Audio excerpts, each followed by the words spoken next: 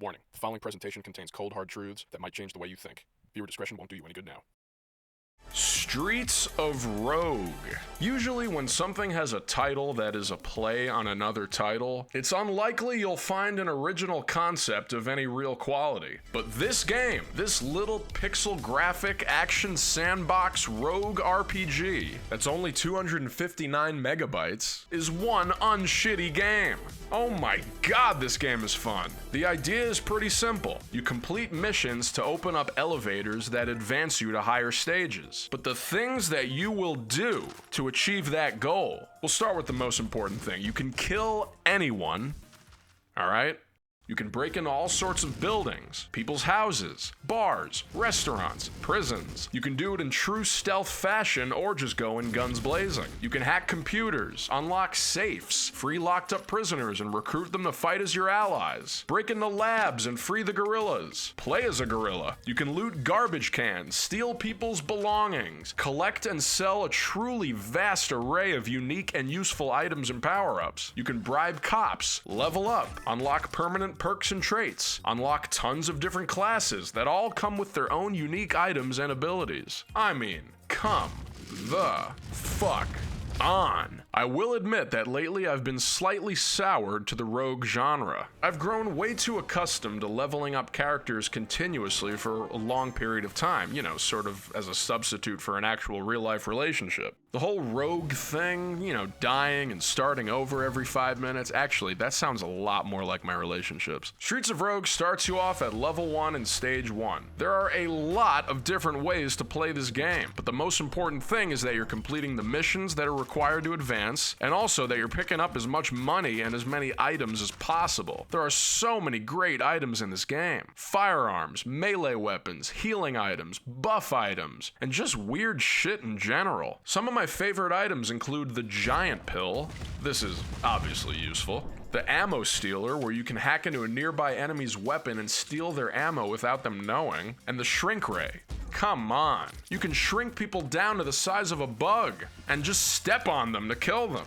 This is what I'm talking about. Do you see how awesome this is? It's a problem. I mean, what the fuck? And every third stage will be a special kind of stage where a particular disaster is occurring all around you. These make the game a lot more fun. The disasters include riots, bombs, radiation blasts that happen every 20 seconds and kill anything that isn't indoors, and one where a killer robot hunts you down and shoots missiles at you while you try to complete your missions. Riot mode is great because everybody is just murdering each other. Dude, this is just insanity. You can either join in on the fighting or just wait until they're all dead so you can go pick up all their loot. If you survive the riot stages, you'll come out with so much loot from all the people who have just killed each other. The bombing mode has to be my favorite. I find myself laughing out loud every time one just lands right on top of somebody. It never gets old. When you die, your level goes back to 1, but you gain some peanuts, which is the game's permanent currency. You spend the peanuts at your home base, where you can purchase and unlock permanent traits, which make the game easier, and mutators, which allow you to customize your gameplay. You're gonna want to get a lot of these traits though, like gain speed when health is low, or inflict more damage on enemies when health is low. Yeah. Helpful shit. Another one of your goals should be unlocking all of the different classes. Each class has unique advantages, and their abilities differ so greatly you're almost playing a completely different game with each one. I'm just gonna go over some of my personal favorites. The vampire is a classic. You can sneak behind people and just start sucking their blood, refilling your health while you deplete theirs. That never gets old. The cannibal is similar, only you feed on dead bodies instead of living ones. The scientist is great because he comes with all these strange weapons, like the freeze gun or the shrink ray. The gorilla is useful because it's fucking strong as shit. Can't let this cop get away. Oh shit, he brought his boys. I should run to the elevator. Fuck it, I'm taking them on. Gonna take that baton. Planet of the Apes, motherfucker! But my absolute favorite class has to be the shapeshifter. You play as this funny little fat guy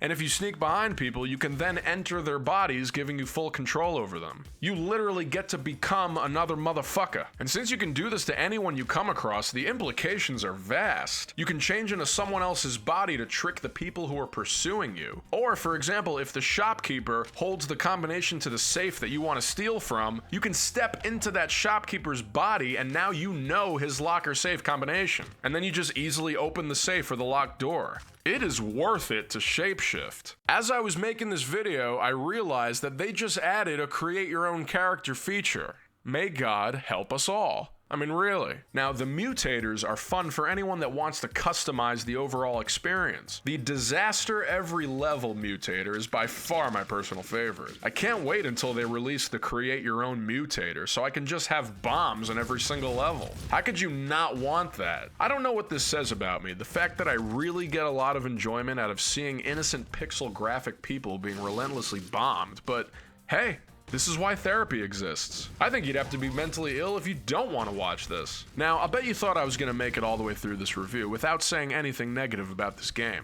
Not a chance. There are several things that really bother me about this game. One is the camera controls. You use the left joystick to move around and the right one to move the camera around. The right joystick, which controls the camera, also controls your aim. But the problem arises when you start to fight a bunch of people at once. Since you're getting knocked around, sometimes flying through walls, and you're moving the camera around because you're aiming at different enemies, your character will not usually be centered on the screen. By the time you find out where you even are, you're already getting your ass handed to you. All they need to do to fix this is to highlight your character during combat. Put a marker over his head, whatever you gotta do. I don't really care what it is. It could be a giant floating testicle for all I care. You do have a highlighted shadow in multiplayer, but not in single player. The other thing that happens too often is if I have a follower or helper on my side, I will almost always accidentally shoot them instead of the enemies. It's just hard to keep track of who's who.